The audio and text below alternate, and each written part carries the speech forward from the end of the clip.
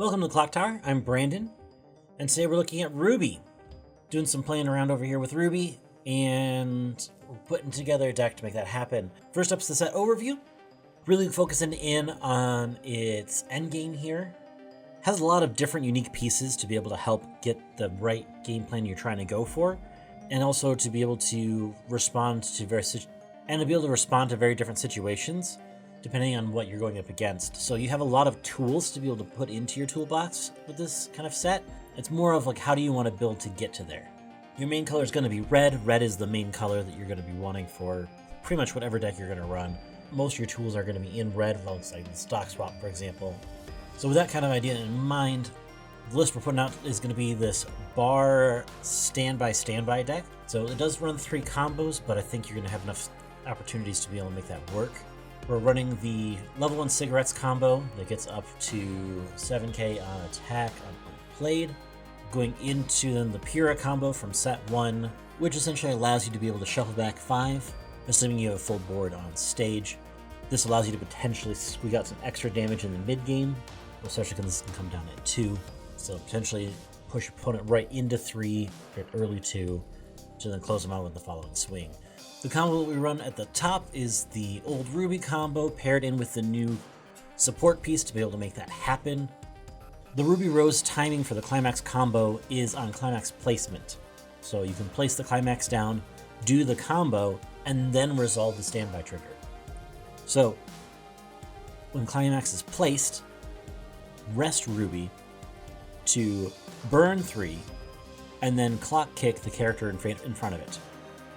It does require you to choose so that it can't be hexproof in this case, but if they're not hexproof, you can clock kick and you burn 3 first.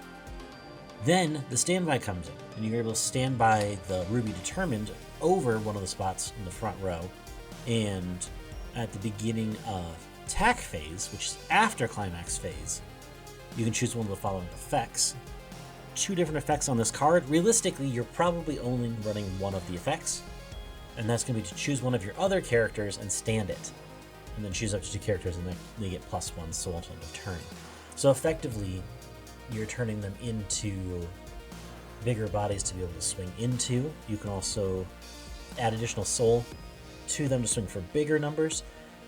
You're potentially standing a character into a direct lane, so maybe giving them the soul is not necessarily what you want to do, and you may want to give it something else. So like, you have a lot of flexibility with this top end. If your opponent's at 3-6, you're probably potentially just burning the 1. Because ideally, kind of the way this combo works, you probably want 2 RWBY Rose and 1 RWBY Determined on board. It's likely what you want to try to get all 3 swings in, right? So you clock kick, you burn 3 twice, clock kick twice, stand by over one of them, and then you're able to stand the 2 rested ones up so that you have 3 swings, and you can assign additional soul depending on where it needs to go. So you could assign that additional soul to the one that's still facing a character to be able to potentially side. So you effectively are playing a non-interactive top end. At that point, your opponent cannot do anything to stop you. So definitely something worthwhile here at the top. Like, you have enough pieces, parts to make that happen. And it only essentially requires 6 stock to make that happen, because both of the RWBY cards are, in this case, costless with stock, so it's only 6 stock to make that happen. So I think you can use that stock in other places, like with the Pura, to be able to get your opponent into 3 quicker, or to be able to take advantage of really bad deck states for your opponent. Those are the main combos for the deck. Let's go profile by profile through the deck and then we'll finish up that way. Starting at 0, we have the Pura, the Fall Maiden's Vessel Candidate, the card that ties in with our level 3 combo. We need at least 2 of these in memory, and as long as you have 2 or less cards in memory, when this becomes reversed, you can put it in memory. It also is an on-reverse Rize, so you can look at the top 3 cards of your deck, add a character to your hand, and then discard a card from hand when they become reversed. In addition to that, we have the Nora, that's the Brainstormer. Whenever you get a reverse, you can also give a character 500 power.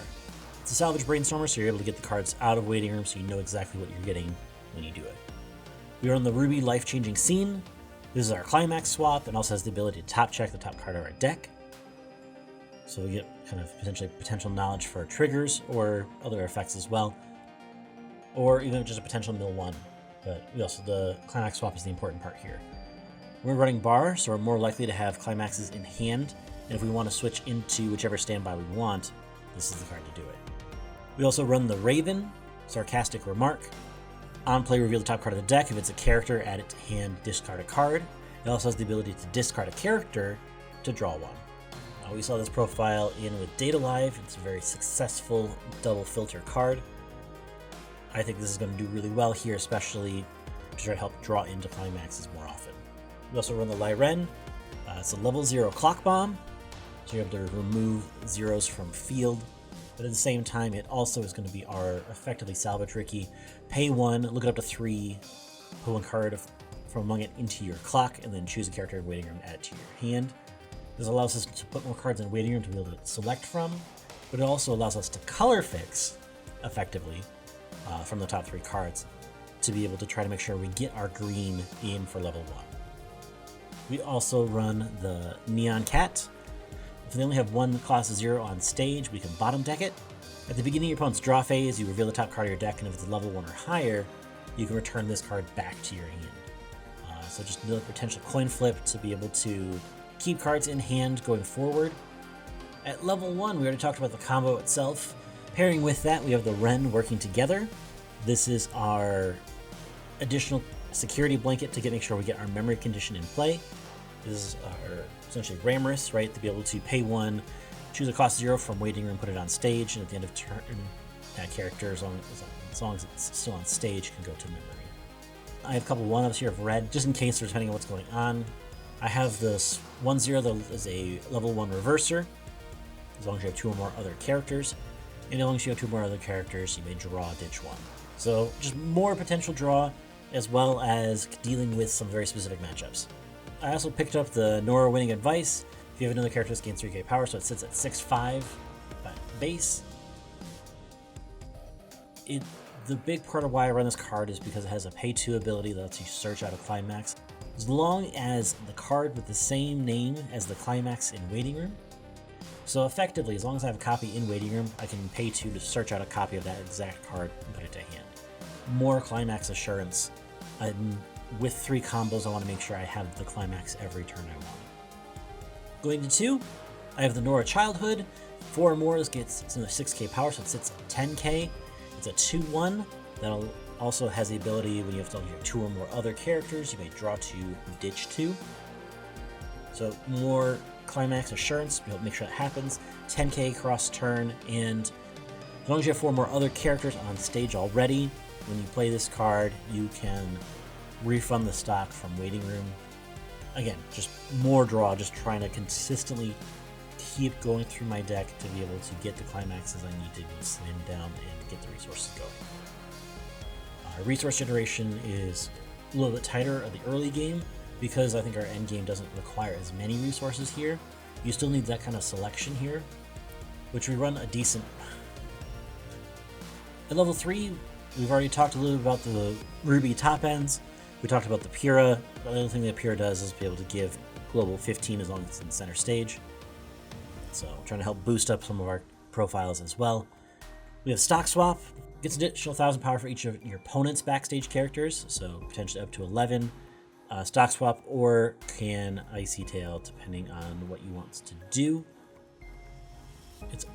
Those happen on play. The only other card that we run is the Tyrion that allows us to be able to early play. This Tyrion is a stock healer that gets additional power during your turn, that when you reverse your opponent's character, you can send it away to memory. So it can potentially remove troublesome cards from your opponent's side.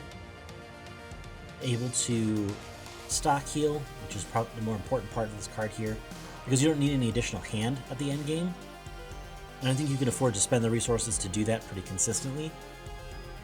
Overall, I think this deck is pretty decent. This is still a relatively early draft of the deck, and I think there's still room for improvement here. This is kind of the version that we're on so far. The intent with this deck is to play very similar to that kind of choice double standby with just a top end that can reach a little bit further. So having that additional reach is really important, and I think that allows you the flexibility at 2 to not have to necessarily play into Pyrrha if your situation doesn't call for it, but allows you to kind of lean back on the early plays that you have. That being said, that's the deck. Thanks so much for watching. Be sure to like, share, comment, subscribe, do the YouTube thing.